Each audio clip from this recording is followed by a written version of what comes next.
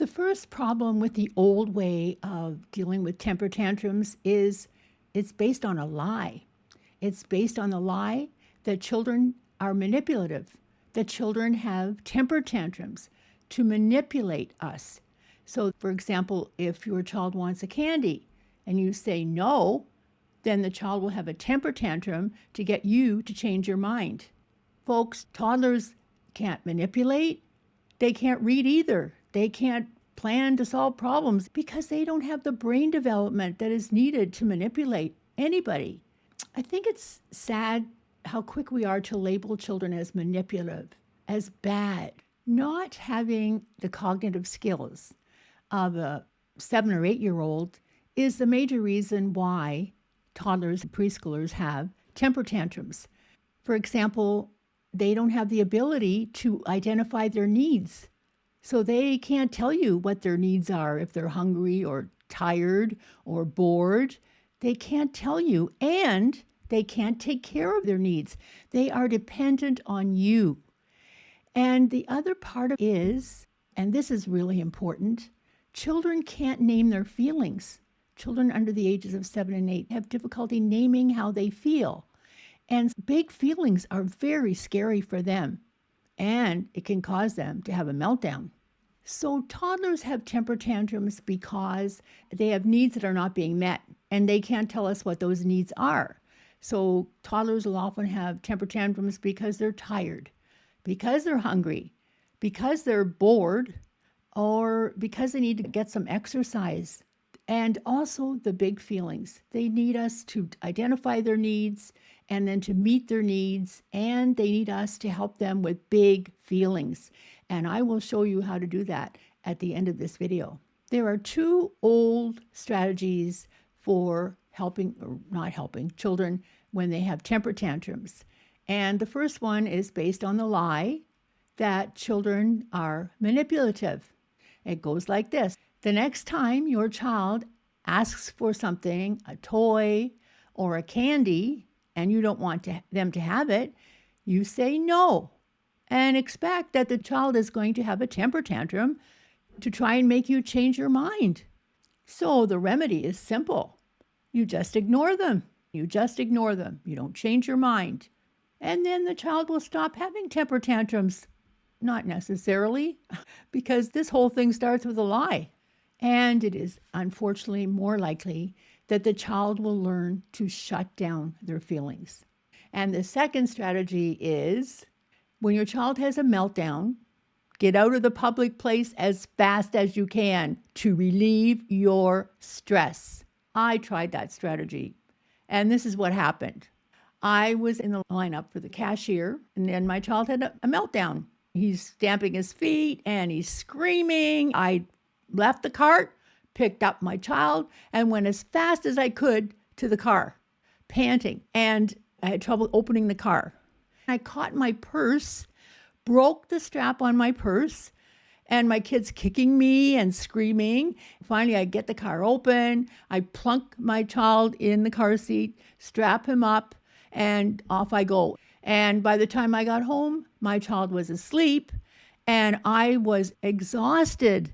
And I felt really sad. I felt sad because I missed an opportunity to be there for my kid, to soothe him and to teach him by my calmness that I was trustworthy, that throughout his life he would know that I'd be safe, that he could tell me anything, he could trust me no matter how he felt. And I missed this opportunity. I had more opportunities, I certainly did, and I didn't make that mistake again. But it's a missed opportunity. That's when I started doing this research, looking for a better way to respond to my child when they had temper tantrums. So here are the action steps that really work for you and your child. The first step is when you see your child having a meltdown, just breathe, calm yourself down. It's startling when that happens, but the only way to calm yourself down really is to breathe. Breathe deeply, and don't look at onlookers. Focus on your child, especially your child's face, Because what those onlookers are thinking is none of your business. Your business is your child who is suffering from big feelings that he cannot manage.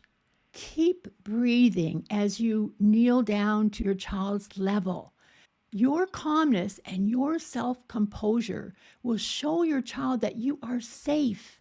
And what the research shows is your self-regulation really helps to soothe your child. Provide physical comfort if your child is receptive. A hug, just holding their hand, and speak softly. Recognize their feelings, validate their feelings by saying something like, I know you're upset. If it seems to be taking a long time, it's okay because, in fact, it's going to take less time, helping your child this way than to ignore them or rush home and then try to deal with it. The time just goes, you never get done dealing with it, really. This does work. Sometimes it takes practice. It's not about being perfect. It's just about making progress. We'll have met this tremendous need that they have to be connected with us. They need to be attached to us. All mammals need to be attached to their primary caregiver, especially. And this is an opportunity for them to feel safe with us, to feel close to us. And we are recognizing their feelings. And we are saying that their feelings are valid. It's okay to be upset. It's okay that you're sad. It's okay that you're mad. I'm here for you. And you know that you're helping them calm down. And when they're calm, then distract them. Get them engaged in something else. Distract them away from their situation that they were in, their painful situation. Get them engaged in something colorful on a shelf, or maybe you brought a toy that they love. I forgot to say that we can prevent meltdowns with that kit, that bag of stuff that we bring. And in there, we can have snacks for when we notice that they're hungry, they're starting to feel irritable. We bring drinks, and you can bring a toy that they really like. Don't pull it out if they don't need it, but if they need distraction or if they're bored, that's a good thing to have. So in that way, we're really taking care of our kids in a way that prevents meltdowns. The principle here is that empathy diffuses every situation. I can tell you times when in counseling, I would have somebody very angry and I empathized. I let them know that I know how they're feeling. I'm sorry they're feeling that way. I recognize the feeling, validate the feeling, and it diffuses situations even with my partner or even with other adults. So learning empathy and using empathy as a parent is a fabulous tool. Children are born hardwired for kindness and compassion, but they're not born with empathy. Empathy is all learned. Oh, it's so important and so valuable because it is a big issue now. There are so many bullies in our schoolyards and even in places of work. And these bullies have no empathy. So that's another thing that happens if you know how to manage temper tantrums. You're role modeling empathy. And children will not always do what you tell them to do, but believe me, they will model you.